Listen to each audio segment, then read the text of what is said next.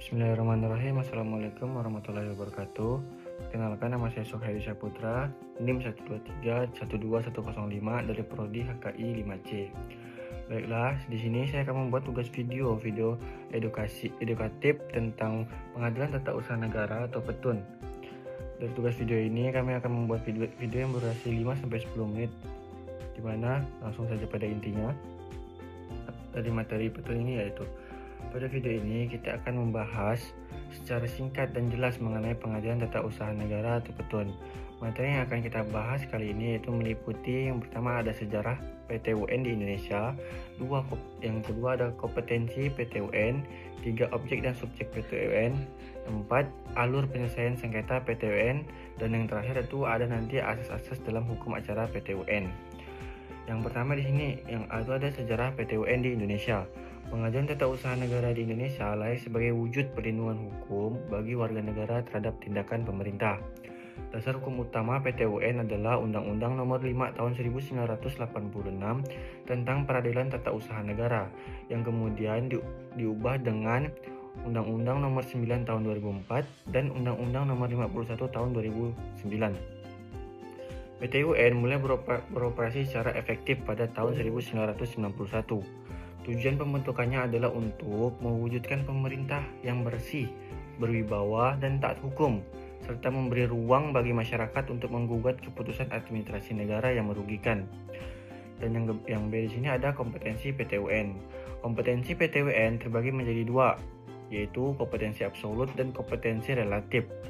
Kompetensi absolut di sini yaitu berwenang memeriksa, memutus, dan menyelesaikan sengketa tata usaha negara, yaitu di mana sengketa yang timbul akibat keputusan tata usaha negara atau KTUN, keputusan tata usaha negara. Dan yang kedua di sini ada kompetensi relatif.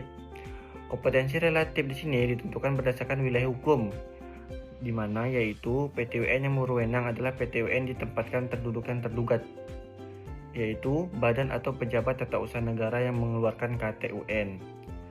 Yang C di sini ada objek dan subjek PTUN, di mana ada objek sengketa PTUN adalah keputusan tata usaha negara atau KTUN, yaitu penetapan tertulis dikeluarkannya oleh badan atau pejabat TUN bersifat konkret, individual dan final, dan menimbulkan akibat hukum bagi seseorang atau badan hukum perdata. Yang kedua, subjek sengketa PTUN. Subjek dalam sengketa PTUN terdiri dari penggugat dan tergugat, di mana penggugat ini yaitu orang atau badan hukum perdata yang dirugikan oleh KTUN, sedangkan tergugat yaitu badan atau pejabat tata usaha negara yang mengeluarkan KTUN. Yang dari sini ada penyelesaian sengketa PTUN, di mana yang pertama itu upaya administratif atau pra peradilan. Sebelum penggugat ke PTUN, dalam kasus tertentu penggugat wajib menempuh upaya administratif seperti keberatan atau banding administratif. Jika upaya administratif tidak menyelesaikan sengketa, barulah gugatan dapat diajukan ke PTUN. Yang kedua yaitu pemeriksaan keadilan atau acara singkat. Dalam kondisi tertentu, PTUN dapat menggunakan acara singkat, misalnya pelaksanaan KTUN atau sengketa yang bersifat mendesak. Yang ketiga itu ada alat bukti.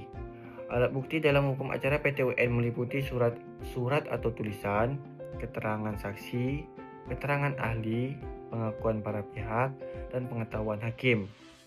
Dan keempat itu ada putusan. Putusan PTUN dapat berupa gugatan dikabulkan, gugatan ditolak, gugatan tidak diterima, dan gugatan gugur. Jika gugatan dikabulkan, hakim dapat memerintahkan pencabutan KTUN, penerbitan KTUN baru atau rehabilitasi hak penggugat. Dan yang terakhir itu yang E, yaitu asas-asas dalam hukum acara PTUN. Beberapa asas penting dalam hukum acara PTUN antara lain yaitu asas legalitas. Asas legalitas ini yaitu setiap tindakan pemerintah harus berdasarkan hukum. Yang kedua ada asas perlindungan hak warga negara. Ketiga itu ada asas praduga res matic atau keputusan tun dianggap sah sampai dibatalkannya pengadilan.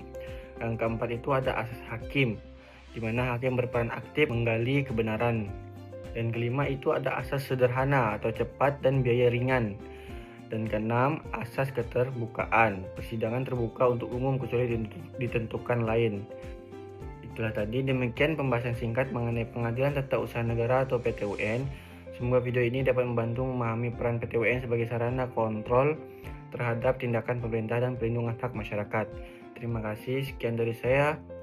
Sekurang lebihnya saya mohon maaf karena di sini juga saya masih belajar. Dan sampai jumpa di video selanjutnya.